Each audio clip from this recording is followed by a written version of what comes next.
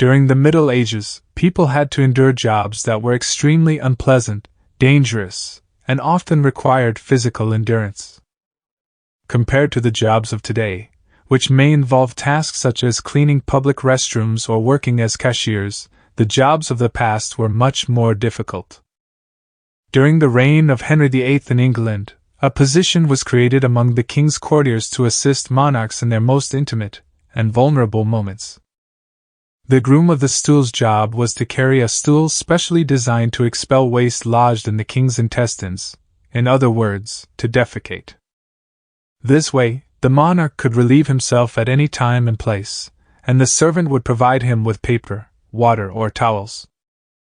It is even speculated that on some occasions, they were also supposed to help clean the king's backside. It may be hard to believe, but this job was envied by many and was generally assigned only to the sons of nobles, as trust grew by relating so intimately with the king, and secrets were revealed, making him one of the highest ranks among the courtiers, which ended up granting them privileges such as the right to sleep inside the castle or to make use of the monarch's old clothes and furniture, in addition to a good pay. Looking at it from this perspective, it might be worth enduring the intestinal gas and the fetid stench of His Majesty's feces. But there was another job related to excrement that was worse in many ways. Gong farmers, or better known as night men, were in charge of removing all the human excrement from the pits in the castles and taking them to a remote place where they were thrown away.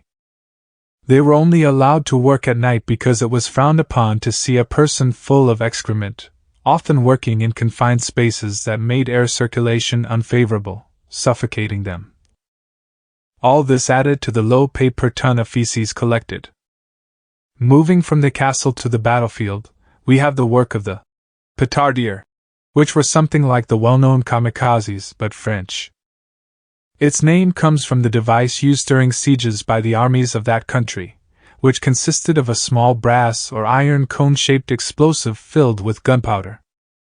The soldiers belonging to this division had the task of carrying the bomb across the battlefield and placing it at the gates of the forts where they wanted to enter.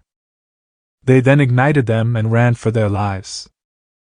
Due to the nature of their work, they were covered with specially resistant armor with which they intended to protect themselves from the explosion and enemy projectiles, but in the end, it was in vain.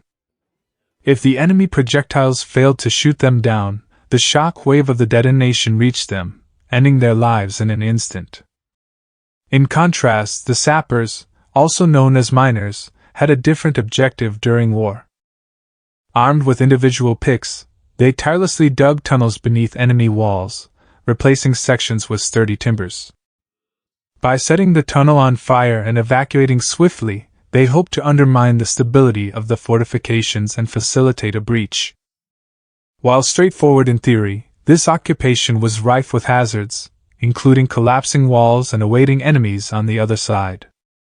The rat catcher was the precursor of the famous pest exterminators that we know today.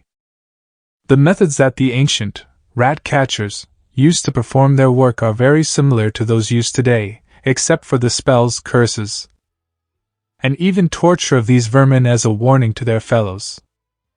The rat hunters were quite respected by the communities they served, as they helped prevent the spread of diseases like the bubonic plague, which was transmitted by fleas found on rats. However, this job was not without its risks. The rat catchers had to go into dark, damp, and filthy places where they would encounter not only rats but also other vermin like spiders, snakes, and scorpions. They used simple tools like traps, poison, and sticks to capture or kill the rats, but sometimes they would have to resort to their bare hands to catch them, which could lead to bites and infections. Since ancient Egyptian times, it was believed that a wide variety of diseases could be cured by performing a somewhat precarious medical procedure called bloodletting. This could be implemented using different methods, the most popular being the use of small, slimy, blood-sucking vermin commonly called leeches.